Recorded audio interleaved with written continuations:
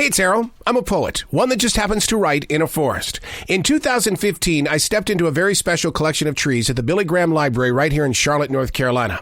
While there, I did nothing but write. But I always believed that they weren't my words. They were the lyrics from Billy's forest.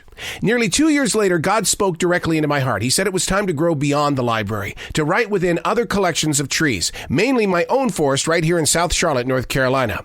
You see, in every place that I have written, the spirit of Billy's lyrics vibrate the purpose and plan that God has put into play. I never know what I'm going to write about when I step into any forest, which gives us plenty of time to talk about it at the end. These are not my words. These are the lyrics from Billy's forest. Chapter number 139, January 4th, 2019. We all joke around about how swiftly time is moving. 1 minute it's 1978, and suddenly we're right here in 2019. What would it be like if our insides were like a tree? You know, rings. Would some be wider than others? During slower times, would they be paper thin? The mystery of it all is the fact that there really isn't a mystery. We want to be placed inside endless amounts of very happy times, and yet we feel as if we're just sitting here watching a tree grow very, very slow. Well, where do we go? Not all trees grow straight up. They glide to the right, they glide to the left, they dive bomb vines that squeeze them too tight. They break in the wind, and trees sometimes look like they have no friends. They're just neighbors, trying to latch onto more light than the others, all on its own, nice and slow. Wow. And that's how I describe what it must be like to be a tree, standing there with its roots deep into the soil.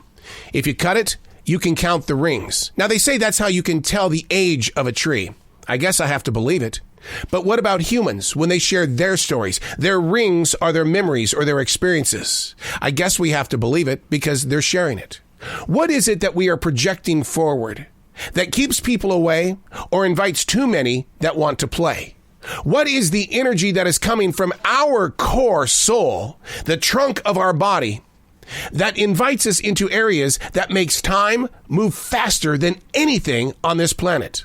The Russians recently announced that they've got this bomb that's going to move, 4 or 5 times faster than the speed of sound? I think time itself is moving that fast because all of a sudden it's going to be 2025 if we're lucky enough to get there. What do you do to slow down the hands of time? I'm going to share what I do, and you're just going to think I'm a freak. But we already know that, right? I love to look for boredom.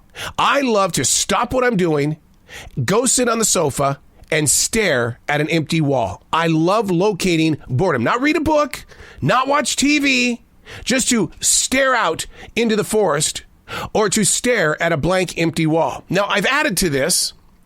I've taken on a job at a movie theater where you get usually 3 huge crowds at the concession stand.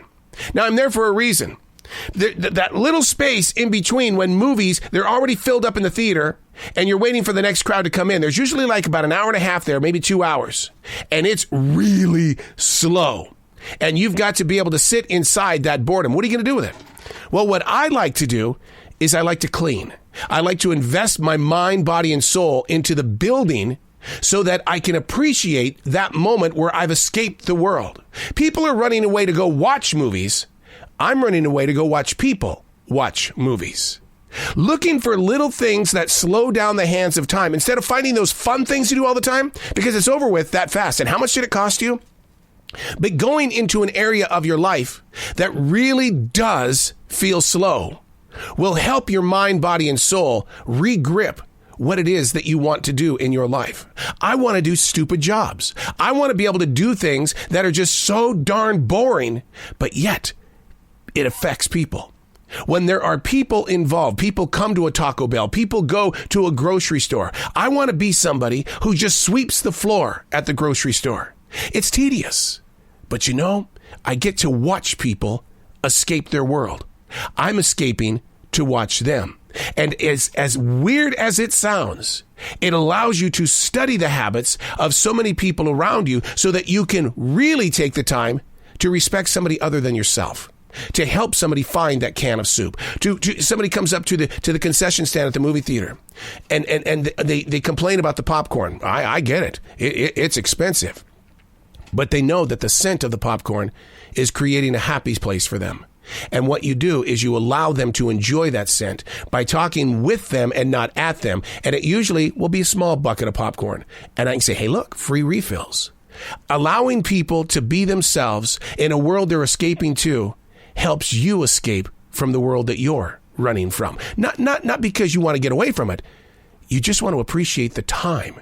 Make the investment in something, and time will slow down. I mean, because really, the only reason why it's racing by us is because we're allowing time to do exactly that.